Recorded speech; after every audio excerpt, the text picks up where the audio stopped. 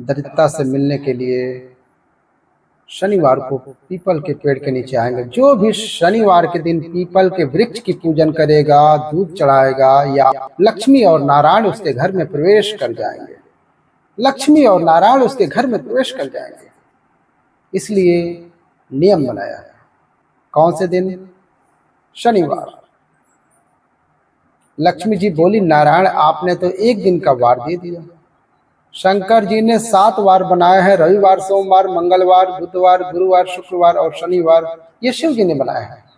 और एक दिन आपने अपना बना लिया। बाकी के दिन अगर कोई पीपल के वृक्ष के नीचे आएगा, यहाँ तो दरिद्रता बैठी है, उसका क्या होगा? भगवान नारायण बोले, सुन दरिद्रता, तेरे से एक विनती है।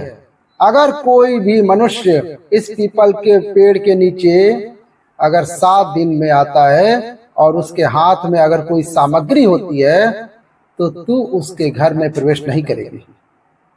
नियम है, पीपल के वृक्ष के नीचे या तो पानी का लोटा लेकर जाए, शक्कर लेकर जाओ, या पेड़ के नीचे चींटी को डालने के लिए आटा लेकर जाओ, पर खाली हाथ पीपल के वृक्ष के नीचे कभी मत जाना, कभी नहीं जाना।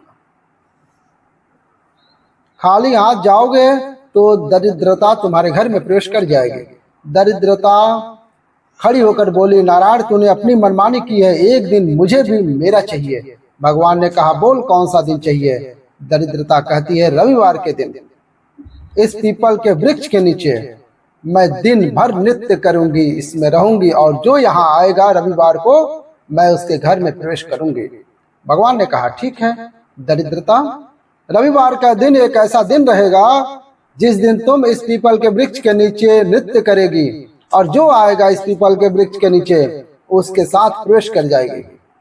मैंने तुझे वर दिया, इसलिए हमारे यहाँ केवल पीपल का वृक्ष अगर दीवार में भी लग जाता है ना, किसी भी व्यक्ति के दीवार में घर में लग जाता है, पीपल का वृक्ष लग जाता है, पीपल का पौधा लग जाता है, उसे कितना भी तोड़ दो वापस लग जाता है, फिर तोड़ोगे फिर लग जाएगा। अगर पीपल के पौधे को तोड़ना है तो केवल रविवार का दिन एक नींबू, एक मिर्ची और बबूल का कांटा, ये 3 चीजें रखने के बाद में आधे घंटे बाद में रविवार के दिन पीपल के वृक्ष को उखाड़ करके फेंक दो। दूसरी बार वो कभी दीवार पे लगता ही नहीं है, कभी नहीं लगता है, केवल एक रविवार का दिन,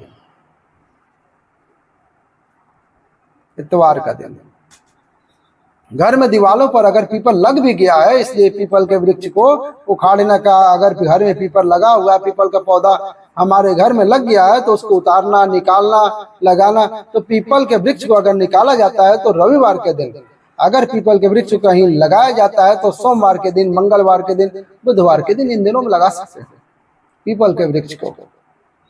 शनिवार का दिन एक ऐसा दिन होता है जिस दिन पीपल के वृक्ष को जाकर कहीं लगाया नहीं जाता है, क्योंकि शनिवार के दिन पीपल के वृक्ष के नीचे लक्ष्मी रहती है। हम अपने हाथों से पीपल का वृक्ष अगर दूसरी जगह पर लगाएंगे, रोपित करते हैं शनिवार को, तो हमारे घर की लक्ष्मी अपने घर से छिड़ी होकर चली जाती है। इसलिए शनिवार के दिन पीपल लगाया नहीं जाता है।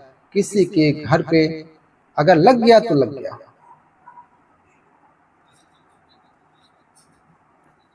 उसने कहा, मैंने अपनी धर्म पत्नी को कहाँ रखूं? जहां यज्ञ होता है, दान होता है, धर्म होता है, पुण्य होता है, वहां कैसे ले जाऊं?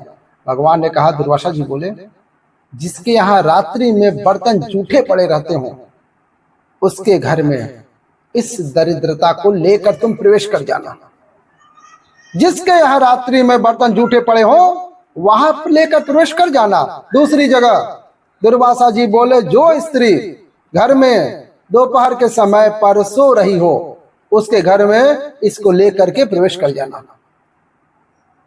जो स्त्री दोपहर के समय में घर पे सो रही है, इस दरिद्रता को लेकर के प्रवेश कर जाइए। तीसरा, जिसके यहाँ पर दरवाजे पर कांटे वाले पौधे लगे हों उस घर में इस दरिद्रता को लेकर के प्रवेश कर जाना।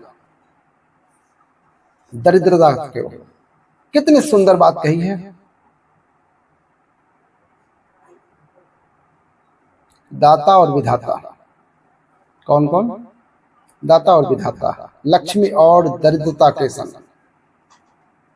दाता और विधाता, दाता को फिटकरी प्रिय है और विधाता को नमक प्रिय है। ये दोनों हमेशा लक्ष्मी को और दरिद्रता को दोनों को समझा देना, दोनों में प्रेम बढ़ा देगा। आज भी हिंदू धर्म की रीति है, यहाँ तो ठीक है, जिसके यहाँ पर भी अगर थोड़ी सी भी परेशानी होती है, थोड़ा सा भी कलेश होता है, अशांति होता है, लक्ष्मी नहीं टिक रही हो, काम नहीं बन रहा हो, बहुत प्रयास करा जा रहा हो और हमारा कार्य नहीं हो रहा है, तो क्या करते हैं, फिटकिरी और नमक को पानी में डाल देते हैं और घर में पोछा लगा लेते हैं। आपने फेसबुक व्हाट्सएप पर तमाम देखा होगा। क्यों लिखा है? उसका कारण यही है कि दाता और विधाता की प्रियता है इसमें।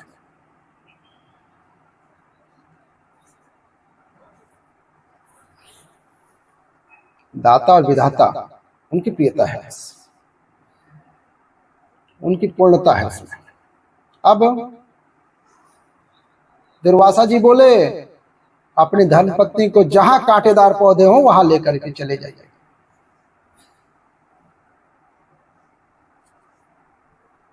कैसी लगी कथा? अच्छी लगी तो प्यारा सा लाइक कीजिएगा और ऐसी कथा सुनने के लिए चैनल को सब्सक्राइब करके बेल आइकन दबा दीजिएगा। हर हर महादेव।